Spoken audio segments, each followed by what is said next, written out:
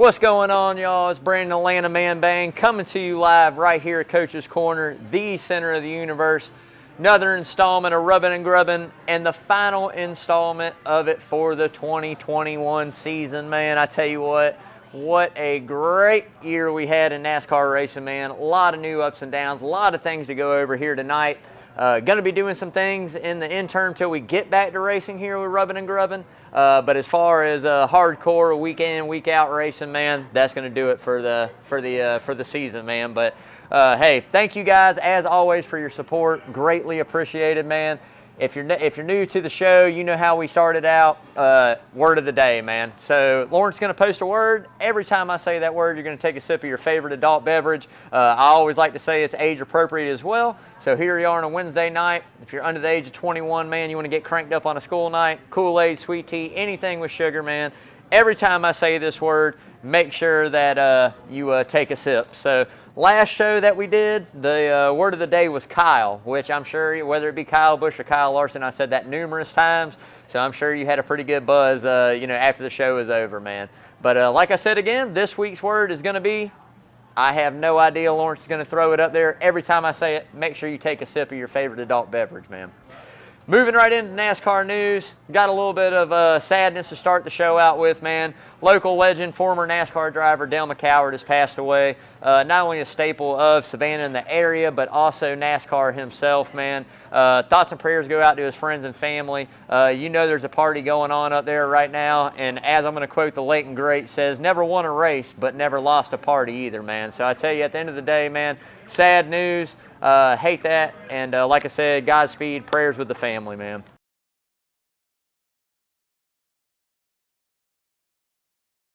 Well, hey, 2021's in the books. Season's all said and done. As if it's any surprise, Kyle Larson brings home that championship there out of Phoenix.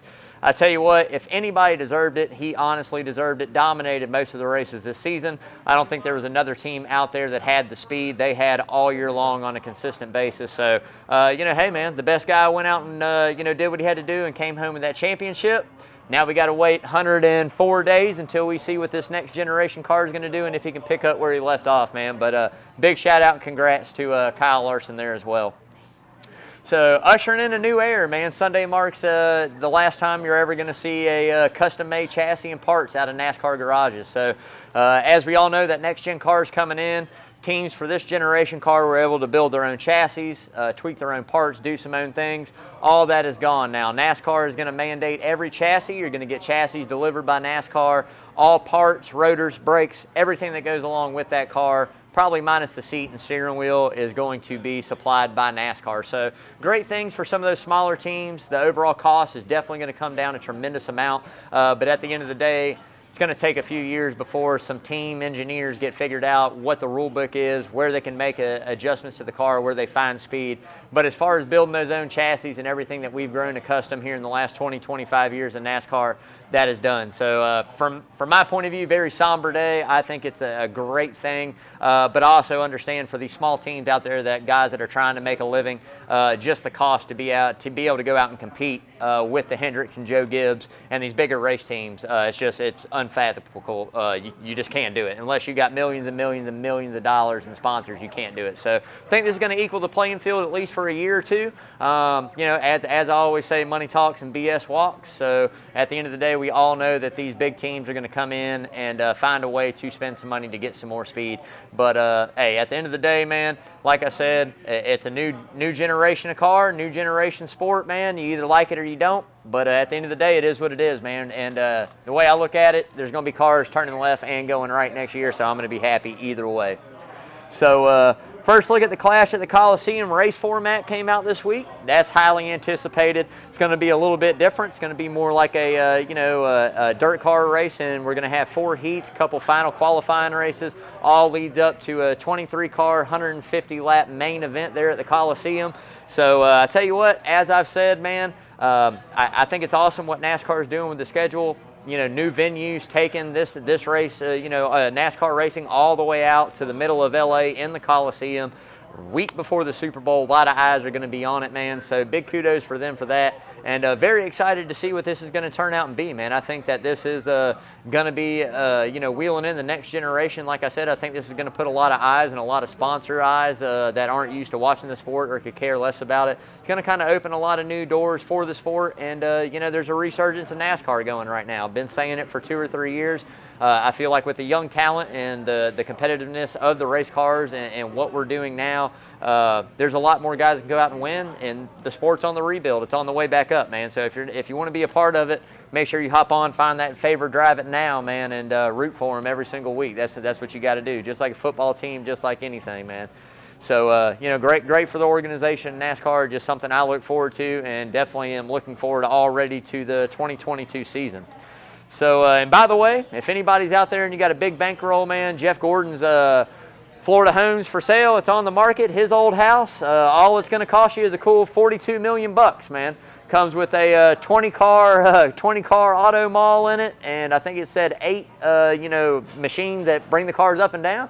Hey, man, it's like 20-something thousand square feet. I mean, $42 million, man. I know somebody out there has got that laying around, man. Go jump on it, man. So, hey, want to thank you guys. Big shout out there to social media again. Thank you guys for sharing, following everything we do. If you haven't yet, go out and do that. Check us out on Instagram, Facebook. You can also follow us, as always, every Wednesday right here on Coach's Corner Facebook. And definitely make sure you go check out our YouTube channel, Rubbin' and Grubbin'. Subscribe to that, share it, man. Make sure you spread the word. As I always say, more people, more eyes we get on it, more money we're able to raise for our causes, our charitable causes here at Coaches and with the Rubbin' and Grubbin' team. So, like I said, make sure you go, like, share, follow, all that stuff for us, man. Comes back to pay dividends in the end, man. Thank you, guys. So, playoff picture, no more playoffs. It's all said and done, man. Playoffs are over.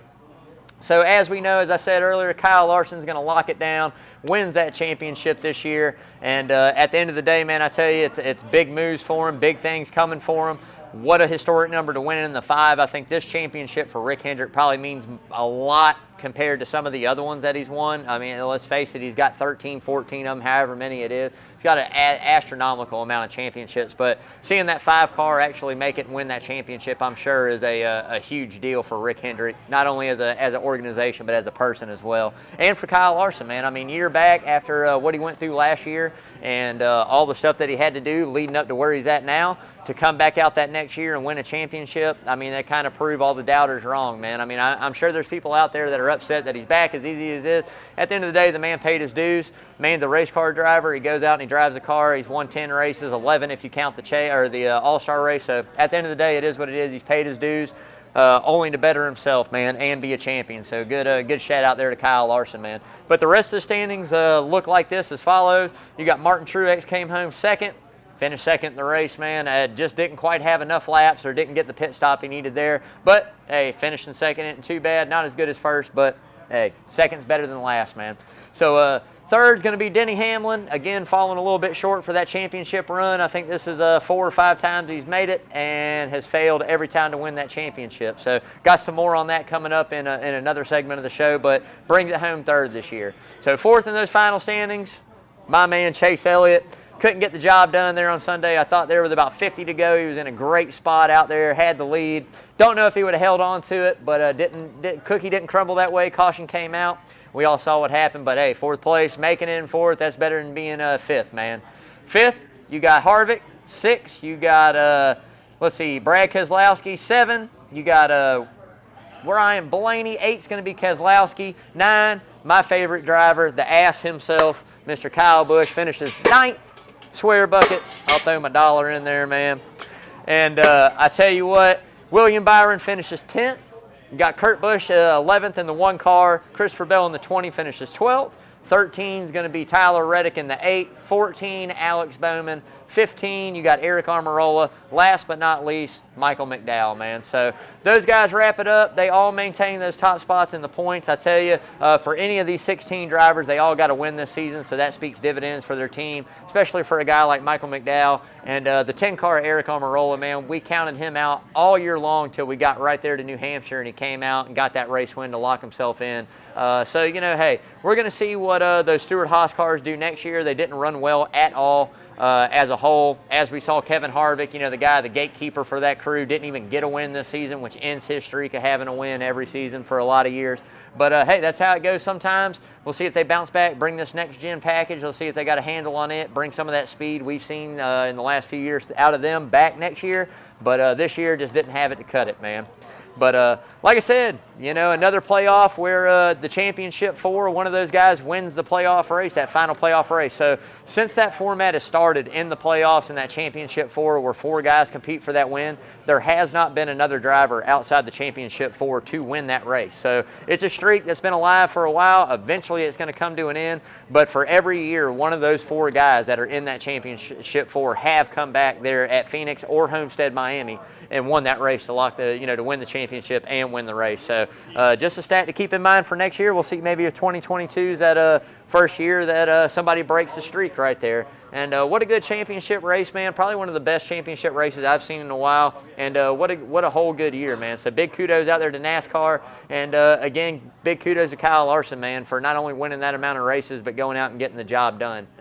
I'd said it here. I felt like if Kyle Larson had 9 wins and didn't go out and win a championship, you kind of got robbed. But instead, he's got 10 wins and he won it. So there we go, man. So moving right into my favorite segment of the show, Checkered Flag for Charity, man. If you guys are just tuning into this first time, basically what we do is every week, whatever car number wins that race, we donate into our swear bucket. And we didn't do a Martinsville show because I was on a cruise, and didn't have reception to call in and do that race. So we waited until I got back. And we did a little short one Sunday from the house, if you guys tuned in. But we got the full show here Wednesday night. So we're going to rack it up. So we got the 48 of Bowman there at Martinsville, which kind of took out my man Denny Hamlin. I had him here in our NASCAR game of skill. Really wished he would have came through because that was some money I left on the table. But at the end of the day, man, I tell you what, Alex Bowman wins, and then the 5 car also brings home that win. So there's $58, man, going right in there into the swear bucket. And I tell you what, man, as of that donation right there, let's see if Lawrence got it in here. He might not have it in here. I know we've raised almost close to $3,700 right here on Rubbin' and Grubbin'. Oh, is it?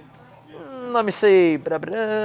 Oh yeah, $3,752, man, right there raised for the NASCAR show for a Checkered Flag for Charity, man.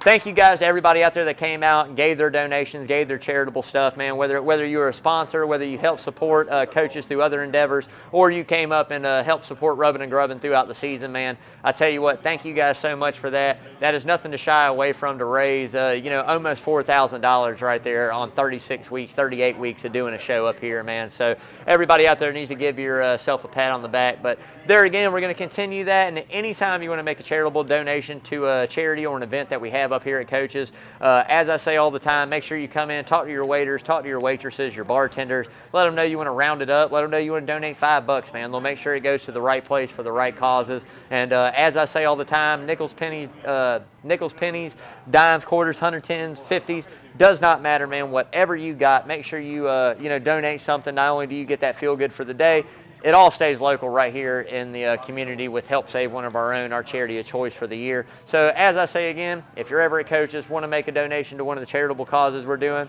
make sure you donate, man. So moving right into the second favorite part of the show, and that's going to be who's hot and who's not.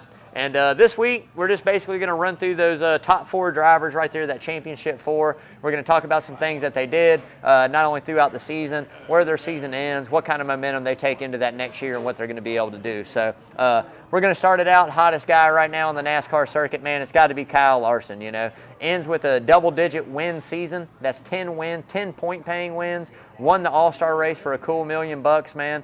At the end of the day, I mean, that's basically 11 wins in a season, 10 points paying. That's a lot. He's the first guy to go out and do it since Jimmy Johnson. Double wins. We saw Harvick last year, or double-digit wins. We saw Harvick last year with 9. Didn't quite make it to 10. Didn't even make the Final 4 last year. So here's a guy that racked in 10 point-paying wins, led over 2,500 laps, close to 2,500 laps this year. Just unbelievable. Had a streak of trying to win 4 races in a row twice. So at the end of the day, man, it's just that's big kudos to volumes of what not only Hendrick organization did for the 5-car, what kind of driver you had behind that wheel in Kyle Larson. Many comments came out from many guys. Gordon has talked about it numerous times. Tony Stewart even came out and said, probably one of the best guys ever to get behind the wheel of a race car, any race car. Very similar to Tony Stewart. Just wins whatever he gets behind the wheel of, he wins. So, Kyle Larson is the man right now. He's going to ride the rest of 2021 into 2022, being the guy to beat. And we'll see if he can come back out at that Coliseum race and pick up where he left off, man. I think if anybody's got a good shot, it's a wheel man like Kyle Larson that can get behind anything and drive it. And he's definitely going to drive it next year in 2022. So we'll see what he can do. But there again, big kudos to him. And not only to mention that, man, won 5 out of the last 10 races in those playoffs. So that's something else to be said. Tony Stewart did that. Don't know if anybody remembers that, where he got down into the final 10 and won 5 of them. So at the end of the day, man, that's something to tip your hat to and just see the dominance of not only Kyle Larson as a wheelman, but that whole 5 team from the pit crew to Cliff Daniels there as a crew chief, man. Something to be reckoned with. We're going to see if they can carry it on and see if they can keep it going. So moving in, the second guy, that's going to be Martin Truax Jr., finished second, man. Martin Truax Jr. was consistent all year long and also had another multi-win season. And there again found himself with a chance at Phoenix to go in and win the championship. I mean, as a race car driver, I think everybody honestly wants to go out and win that championship. That's the main objective, not only for your sponsors, but for yourself and for your race team and your car owner. But, you got to make it there first. So to make it into the Final Four, especially through the class and how tightly knitted this field was other than Kyle Larson, I tell you what, Martin Truax Jr. did a great job. Like I said, there again, consistent all year long, multiple race wins, going to set him up for a pretty good 2022. The one thing I will say, it's going to be very interesting to see what happens with Martin Truax Jr. in that 19 car moving forward over the next couple years. If you notice and you've been watching, we all know Gibbs got a grandson that's been on fire in the Xfinity and Truck Series, and Ty Gibbs. So it's not going to be long before he comes knocking on Granddaddy's door wanting to get in one of those seats. And not only is it just an inheritance thing of the name, but the kid can actually drive a race car as well. So not going to be a silver spoon or taking anything away from the man. If you go and pay your dividends and he's going to be in it looks like full-time next year, let's say he goes out and wins the championship next year and shows, hey, I got the talent to run with these guys. I'm ready to take the next step. Somebody's going to have to give a ride. So we'll see how that works. We'll see who goes, but it's something to keep an eye out on. And there again, something else for Martin Truex, first year with a different crew chief with this crew chief. And I tell you what, they had some wins and had some good stuff. His background, really cool. If you don't know about it, I highly recommend going and checking it out. Comes from over in Australia, a lot of different style racing back there, and worked his way from that, from a former driver into doing stuff over there into NASCAR. So, hey, man, the guy's making big moves. But definitely check that out, and big kudos to Martin Truax Jr. again for having a great stellar 2021 season, man. Denny Hamlin, what more can I say, man? The 11 car. Seems like we talk about him being there every single year. Still the elusive championship. It's kind of the Mark Martin-esque syndrome, Mark Martin thing, if you want to call it. I tell you what, was Mr. Consistency all year long, went out and got those stage wins, played the point system the way he needed to, lacked the wins, the race wins there until we got into the playoffs, and he kind of heated up and launched himself into a couple wins. But I tell you what, man, what a good, solid season for him. There again, sure, it's not the result that he wanted. I'm sure he wants to go out and win this championship. It's kind of the one thing he's lacking in his career compared to other drivers. He surpassed Mark Martin, so I don't think anymore we call, the greatest guy ever not to win a championship, Mark Martin. I think we really got to kind of put Mark Martin into retirement where he's been and start calling it the Denny Hamlin syndrome, because more wins and more, same amount of chances to win that championship and finish the second or third this time. But I tell you what, man, it's going to happen. I think at some point in time it's going to happen. I hope it happens for him. I think he's grown into a really good race car driver. He's got the talent. But at the end of the day, you just can't go out and get that one win when it really matters. So something to keep an eye on. And there again, as I mentioned, the 19 in Gibbs, Denny Hamlin is another older guy that's been in that organization for a long time. Owns his own race team, or partial owner over there with Michael Jordan at 2311. So moving to 2 cars next year with Kurt Busch and Bubba Wallace. Like I've said, it's going to be very interesting to see if Denny Hamlin uses this as a retirement plan, to where you're going to have these guys there for a couple years when Gibb makes a move and you kind of move out of that ride at Gibbs? Or are you going to come over to your own equipment and drive it for a couple of years and kind of get it set up? Or are you going to call it quits and just be an owner? He's still a very young man. He's not old by no means when it comes to NASCAR age, when you look at what guys have done throughout and what some of the guys are that we still have racing. So it'll be interesting to see if, if Denny Hamlin sticks around and goes to his own team, or, stays there at Gibbs if it works out that way. But at the end of the day, comes home short there at Phoenix, man. And, eventually, hopefully, he gets another chance to win that championship. So last but not least, in the 4, finishing the lowest out of all 4 playoff championship contenders, man, my main man, Chase Elliott. Absolutely hate saying that. I really thought if we made it to Phoenix, we were going to go out and get it done. And like I said, 40 to 50 go. I thought it was in the books, man. I'm like, he's got it. We're going to run this out. He's got a good lead. Knew that Gibbs had fast cars all day, long run speed. Thought he had it. Caution came out. Didn't quite get it, man. But, hey, there again, for the short amount of time he's been in the sport, to have a couple shots at a championship, man, winning one of those, I tell you, he was trying to be the youngest guy to win multiple championships back-to-back. So, man, there was some history that was going to be made there. But there again, we'll rack them back up, come back in 2022 as a 9 nation over here, and we're gonna kill it, man. The kid's talent is undeniable. Gone out and won a championship, won races this year. I don't think it was as dominating as it was last year. It wasn't as prolific as it was last year, winning there at Martinsville to make your way in to come back to win the race at Phoenix. But I tell you what, he had to fight hard through a lot of things this year. Mistakes on pit road, starting dead last. A lot of things he had to overcome, man. So we're just going to have to hold off. I'm sure we're going to get more opportunities to let that siren go up there in Dawsonville Pool Hall, man, and I look forward to it, as well as I'm sure everybody else does. So, hey, man, there again, came up a little bit short, but I'm still proud of him. Still going to pull for him every Saturday and Sunday. And that's going to be the end of the story on that, man. So moving right into the who's not. Now, it wouldn't be a full 2022 season if I didn't go out letting this guy get a little piece of my mind, since I wasn't here after Martinsville to kind of give it to him. And I did touch a little bit of base on green, white, checkered on it. So we're going to touch base here on rubbing and grubbing, man. At the end of the day, the 18 car, I've just had enough of the antics, man. Again, not the way you waste at Phoenix, but your overall year and the childish bullshit, excuse my language, and the comments that you tend to make, man, all the damn time. I'm just so sick of it. I'm never going to deny his talent. One of the best race car drivers ever to get behind the wheel of a NASCAR and do it.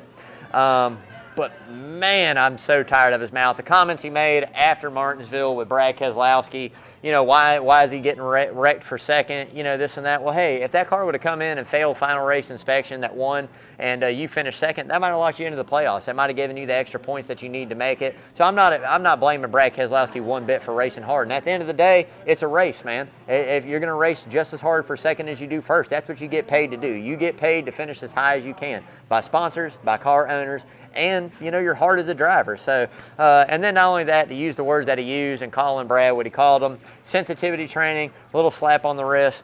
I've had enough, man. I've got more stuff with the safety issues of what happened there at New Hampshire when we started that race, and him and Truax both wrecked, and what he did with the pace car after that. There's other things that I've seen throughout the year, and just the comments, man. Like I said, with a sponsor like M&M's, there is no possible way that I know M&M's is okay with the stuff that's coming out of his mouth. One, not only in the interviews, but two, on the radio that we all hear. NASCAR tunes in. Everybody hears the radio now. There's nothing secretive about it anymore. So I really hope that the sensitivity training is going to kind of change him in a direction. The off season, he matures a little bit more. Maybe comes out and understands how to take that fire, bite his lip a little bit in these interviews, man. And, especially with a sponsor like Mars, start sticking up for the kids and the young eyeballs, the boys and girls that are watching you week in and week out, wearing M&M stuff, man. I mean, adults are one thing. Hey, if your Bud Light's NOS like it is, if interstate battery, cool, who cares? I mean, kids don't know what a battery is. They're like, what's an interstate battery? Oh, it's for your car. All right, awesome. But every kid knows what M&Ms are, man. So, I think it's, sponsor fitting. I'm not going to say if you're Budweiser or whatever, or Bush, you should be able to come out and cuss and say whatever you want. It's not what I'm saying, but it's a lot easier to take from a sponsorship point of view compared to a child Mars candy sponsor. So just something he's got to get in check. I really hope he does, because we all know karma comes back, and I think that's what he caught a little piece of this year. But man, I tell you what, we'll have to see what he can do here next season. If he comes back a little more humble, man, just be humble a little bit and be happy for the opportunities you have. And hey, in the next few weeks, we're going to have a special video here from Rubbin' and Grubbin', man. We'll post up there. You guys will definitely have to check it out. It's especially for this special 18 car I have up here at Kyle Busch. Needless to say, we're going to do something real special for him. So another thing I got to talk about that's not so hot right now, and it's not anything personal, and it's really not that bad, but 2 articles that can be found on NASCAR.com. You might have to go back a couple weeks to find one. On a couple topics that I just really don't like talking about. I think it's just a little too early, and we do this in a lot of major sports. We've seen it in the NFL with Patrick Mahomes. We've seen it in baseball with different hitters throughout the years. But at the end of the day, the first one is, will Kyle Larson be the greatest of all time when his career is done in NASCAR? And I tell you, it's just really hard. It's a touchy subject for me in the sense of we're still talking about a guy that's racing. And in NASCAR, it goes back so deep, not as long as some other sports, but we have guys that have literally dominated. The Jimmy Johnsons, 7 championships overall, 5 in a row, 80-plus wins. Richard Petty, 7 championships, 200 wins. Now, granted, he's racing 48 times a year compared to 36, but it's all the same for the air of what it is, right? So Jeff Gordon, 93 wins, 4 championships. There's just so many guys. Like, I don't know how you categorize greatest of all times. Like, and we're already talking about Kyle Larson. This is a guy that still hasn't even broke 30 wins in a career and just won 1 championship. Like, I'm not denying that he's great, that he's awesome, that he has a uber amount of talent. But what I am going to say is the competition is getting stiffer. Back in my day, you had maybe 7, 8, 9 guys that could go out and compete for the win. You had Bobby Labonte, Tony Stewart, Jeff Gordon, Mark Martin, Dale Earnhardt Sr., yada, yada, yada. Terry Labonte, Rusty Wallace, 5 to 7 guys that you can go, okay, that guy's going to compete. 9 maybe. Okay, that guy's going to have a shot at a race win. Now we're to the point you have 16, 17, 18 guys, and now next year coming into a next-gen car, I think you might even have more than that. So right now, if you look at it, anywhere from 12 to 16 guys can go out and win every week. So those wins are going to be a lot harder to come by. And, I'm not going to say you can't get in a roll and dominate the way he did this year and come out next year with another 10-win season. But the last time we saw that was the man, the legend, the GOAT in my eyes, Jeff Gordon. I mean, 10-13-10 or 13-10-10. He won 33 races in 3 years. I mean, if that ever happens again, I'm going out and I'm buying all kinds of Kyle Larson stuff. But I just don't think it's going to. So to compare him to some of the greatest of all times, I don't know how you do that in the sport. For one, I think you have to go generational type thing, years. I don't think there's ever putting one guy as being the greatest to ever do it, because everybody's road to victory, everybody's road to championships, everybody's cars were just so different. So, and I just don't like talking about who the GOAT is until a career's over. I mean, I think the only person that's okay to talk about the GOAT would probably be Tom Brady. I mean, at the end of the day, we all know he's going down in the record books as the greatest of all time. Like we talked about Mahomes last year, is he going to be the GOAT? Dude, let me tell you, if Patrick Mahomes at 35 is still running around throwing a football the way he is right now, then I'll put my hat off to him, but I can guarantee he's not going to be. It's not going to happen. We see he's falling apart this year. It's just not going to happen, man. But anyways, second one, you got to read it. It's a good article. Not against the guy who wrote the article, just the topic itself. But second article was, this the best season that NASCAR has ever seen. Now, this one strikes a nerve with me just because I have one season in mind that is my favorite season in NASCAR ever, partially just because, there again, it's my favorite driver of all time. But, here we are, Kyle Larson, 10 wins, 11 if you count the, the All-Star race. X amount of top fives, had 2 times on different occasions this year, trying to go 4 races in a row. There again, man, great season. Led over 2,500 laps, right around 2,500 laps. I mean, what more can you ask for out of a season, right? Dominating. When you look at it, probably easily could have won 13-14. Atlanta comes to mind, 280-plus laps led, didn't win. Pocono, the first race, comes all the way down the last turn, blows the tire, hits the wall, finishes 9th. That's another win. Circuits of the Americas, my man Chase Elliott won it, but it came out with the rain caution and ended. The pit strategy hadn't rolled back around into Larson's favor, but he was sitting right there waiting for Elliott to have to pit. So that would have been 3 right there. And there's probably a couple more he easily could have went out and won. So we could easily be talking about 13-14 wins for Kyle Larson. But we just didn't. So in comparison to everything that he has done this year and the amazing talent that he is, I'm going to break you off with a little knowledge right here on what I consider the greatest season in NASCAR history. So, and a lot of folks will argue out there, Richard Petty and this and that, just because of certain things. But at the end of the day, in the modern era, what we're doing now, Jeff Gordon's 1998 season, best season hands down. Now I'm going to bust some statistics out right here for you. So 13 point-paying race wins, okay? Won 13 races that year. 28 top 10s out of 32 races now. This wasn't 36, this was 32. 28 top 10s. The man finished outside the top 10 a total of, 4 times, man. 27 top ties. So of those 28 top 10s, 27 of them he finished in the top 5. That's absolutely insane on 32 races. To make it even better, 17 straight top 5s in a row in 1998. One finish broke that up from being close to 27 in a row, and that was a 7th place finish. So let that soak in for a minute. Then, not to mention, went on, won a championship, led over 1,700 laps, man. I mean, to me, that is the greatest single season in NASCAR history of all time. On 32 races, man, you win 13 of those, so one a little bit better than 1 out of every 3.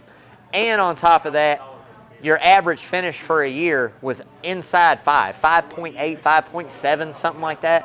Come on, man. I mean, this is astronomical numbers. Now, there again, like I said, the talent wasn't as deep as what it is now. But there again, he still had to go out and race against some of the best and do this week in and week out. So something to let sink in. To me, that's the greatest single season in NASCAR history. That's just it to me. But, hey, we'll see if Kyle Larson comes back next year, does the same thing next year. If he does, hey, man, we're going to have some conversations to talk about 5, 6, 7, 8, 10 years down the road.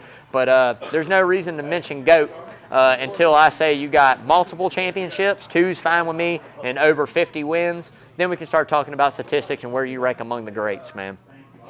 But, hey, big shout out to my main man, Parker Eccles over there at Arbor Man Tree Service, brother. Thank you once again for sponsoring the 2021 season right here up at Coach's Corner of Rubbin' and Grubbin', man. Absolutely love you, brother. I'm so ready for March. Got to get together before then. We still got a barbecue competition, the Cahoots, coming up. We got to get it lined out and figure out what time of year we're going to do it. Either be later this winter or sometime early spring next year, but we're going to get it together either way, and I'll definitely keep you posted, man. But, yeah, like I say, anything you need tree service-wise, man, make sure you give Parker Eccles a call over there at Arbor Man. Locally owned and operated, insured, man. Like I say, no job too big, too small, no tree too tall. Give Parker a call. Like I said, it doesn't matter if you need some branches trimmed back, man, an estimate, hey, stump grinded out, tree removal, whatever it may be, man. Make sure you give him a call over there at Arbor Man. He'll definitely take care of you, man. So moving right into a Phoenix recap. Hey, as I said a few times already, Kyle Larson wins again, man. Reinstates everything that we've been talking about all year long, man. Restarts for everything late. Pit stops for everything late. And you heard the man say it himself. The last pit stop there is probably what won him the championship. But what a great race between those 4 guys. Class acts, man. Nobody raced dirty at all. The little contact you actually had was between the 5 and the 9, and I think it actually helped the 5 out a little bit and wrinkled up that right rear corner panel the right way to make a nice little parachute for some side grip, some side force. But at the end of the day, man, I tell you what, they went out and did exactly what they had to do for that. And, man, at the end of the day, I don't think there was a better guy to win that championship other than Kyle Larson. I would have loved to see Chase Elliott do it just because it's my favorite driver, but I don't think there was anybody deserving than Kyle Larson, man. Like I said, last pit stop, 11.8 seconds. Did have 1 loose lug nut. They did get fined. I did read that. Not as bad as the 18 team. Ben Bashor's kicked out of the Clash again next year. 2 loose lug nuts. Second time he's been kicked out, suspended for a race for loose lug nuts. But anyways, man, I thought it was a great thing. We saw it go back and forth all day. Hendrick, between the 5 and the 9, had a lot of short run speed. It seemed like those guys were able to get out first 20, 30 laps, put a gap in between the 11 and the 19 and the Gibbs cars. As those runs went on, we saw the tires wear and we saw the Gibbs cars pick it up. And, man, after 50, 55 laps, 40 laps, Martin Truex was flying. Denny Hamlin was flying. So it was kind of the mind game of car setup. Where those cautions fell had a lot, I think, to do with how the race played out.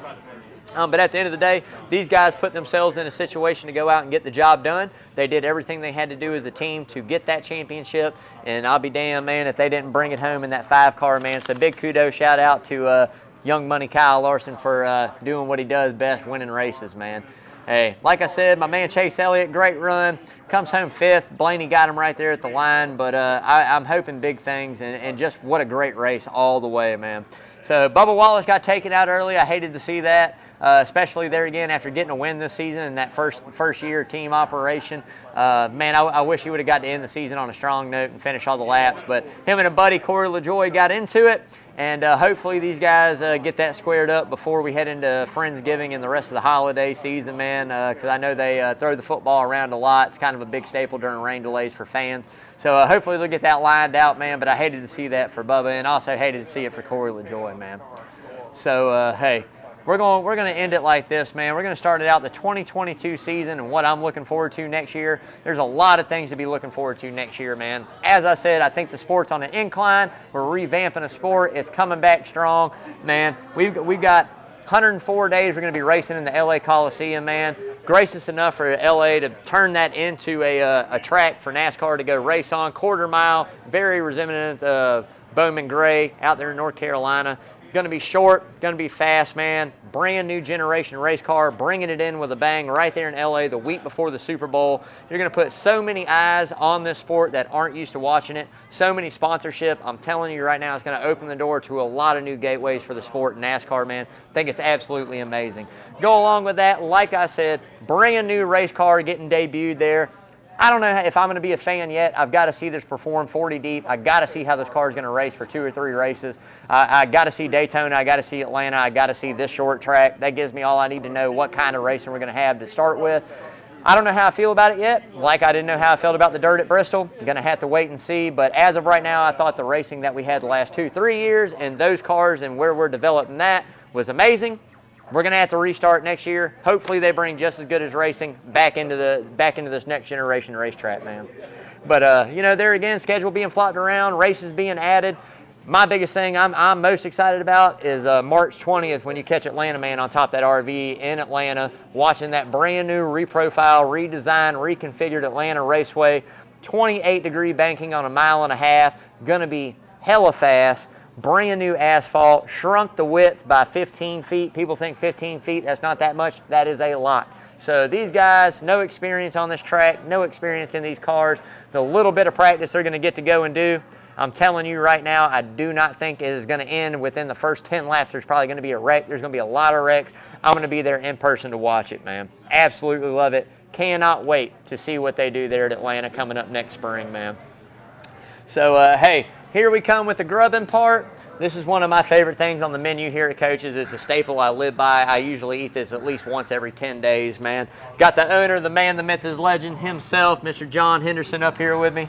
Thank you, brother. Hey, brother, I just wanted to tell you one thing. What's that? I really appreciate what you do for this NASCAR show and Rubbin' and Grubbin' and Lawrence Bennett behind the scenes, who will not come back. Yeah, he will. Come on back. Come on, please. Will you come back? You know, come on back, please. Here we go. Get please. him on this side Lawrence Bennett who writes notes, who does all the video. This is Lawrence Bennett. He is the backbone. And Brandon, thank you so much. Oh, no, thank you, man. As I always say, none of this is possible without the opportunity from you guys. Thank you. Another good season. Thank you very much for doing it, brother. Man. Looking forward to another one next year, man. Great. Hey, what are we grubbing on, bro? Hey, club sandwich. I'm telling you right now, if you're a club connoisseur as I am, I'm telling you, Coach's has one of the best ones around. It is one of my favorites. They do not shy away. Seasoned fries. I'm telling you, as soon as I get off the air, I'm getting ready to tear this up.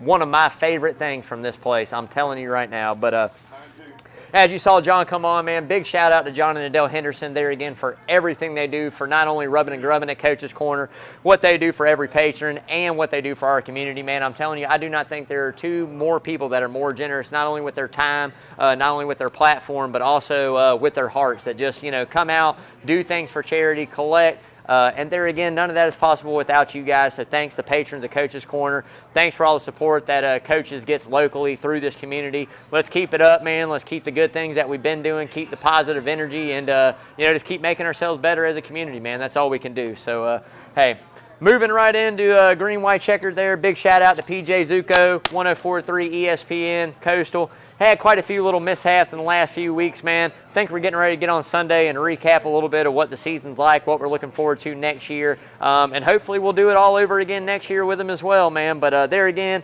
Sunday morning, 9 to 9:30, ESPN 104.3 Coastal, man. You can check us out. PJ does a great job, and I'm thankful to be a part of that as well, man. And for everybody higher up, thanks for letting us do our thing on Green, White, Checkered and being a part of it, man. Absolutely enjoy it.